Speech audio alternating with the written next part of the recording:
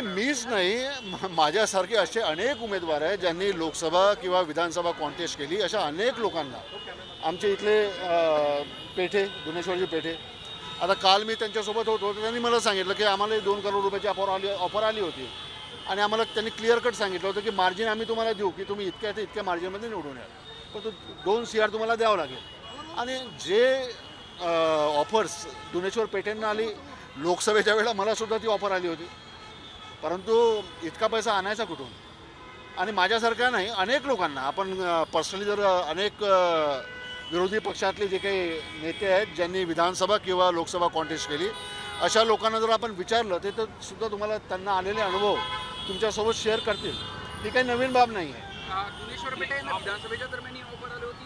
किती लोक आले होते, काय आले होते? नाही, काल आता मी त्यांच्यासोबत होतो आणि काल असताना त्यांनी मला हे सांगितलं होतं. काल जेव्हा आम्ही प्रवीण कुंटे साहेब जे आमचे प्रदेशचे पदाधिकारी आहेत त्यांच्या आईंचं निधन झाल्यामुळे पवारसाहेब त्यांच्या घरी भेटायला गेले होते, त्यावेळेला आम्ही सोबत त्यांच्या होतो.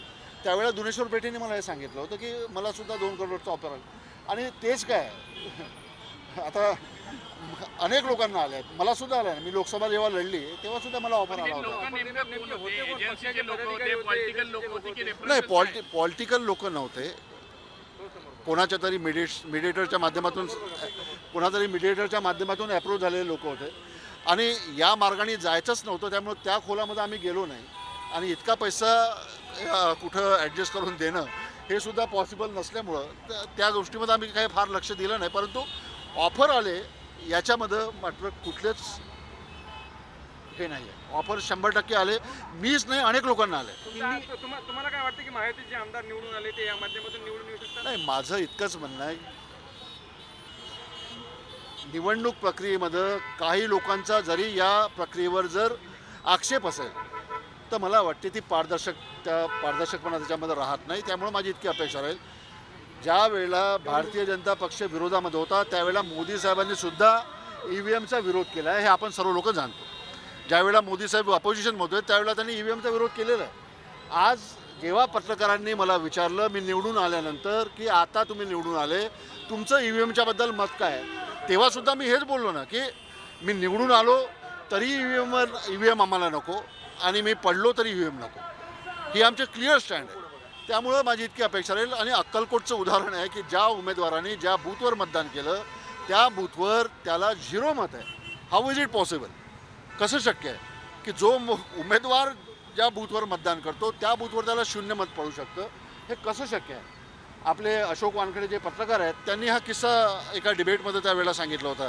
त्या उमेदवाराचं मला नाव माहीत नाही, परंतु जिल्हा सोलापूर आहे आणि विधानसभा अक्कलकोट आहे, एवढं मी डेफिनेटली सांगतो. आणि असे एक नाही अनेक उदाहरणं आपल्याला भेटतील. तर तुमच्या मनसेचा उमेदवार होता, घरातले 4 वोट होते, ज्या बूथवर मतदान केलं तिथं 2च मतं पडले. असे अनेक उदाहरणं आहेत. परंतु माझी इतकीच अपेक्षा राहील की पारदर्शकता या प्रक्रियेमध्ये असणं गरजेचं आहे. त्यामुळे माझी इतकी अपेक्षा राहील. आणि निवडणुकीमध्ये हारणं जिंकणं चालू असतं, परंतु निवडणूक ह्या पारदर्शकपणे झाल्या पाहिजे.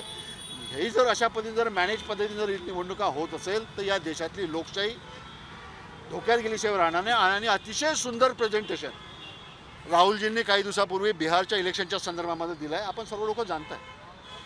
आणि मला इतकंच अपेक्षा आहे की आता ह्या सरळ गोष्टी आहे की मतं चोरल्या जातात आणि चुकीच्या पद्धतीने इलेक्शन जिंकल्या जातात, हा माझा आरोप आहे. 2 लोक म्हणजे मुख्यमंत्री देवेंद्र फडणवीस म्हणाले तेव्हा ते तुमच्या माहितीतल्या म्हणजे काही नावं वगैरे समोर येऊ शकतात का ज्यांनी अशा ऑफर दिल्या होत्या?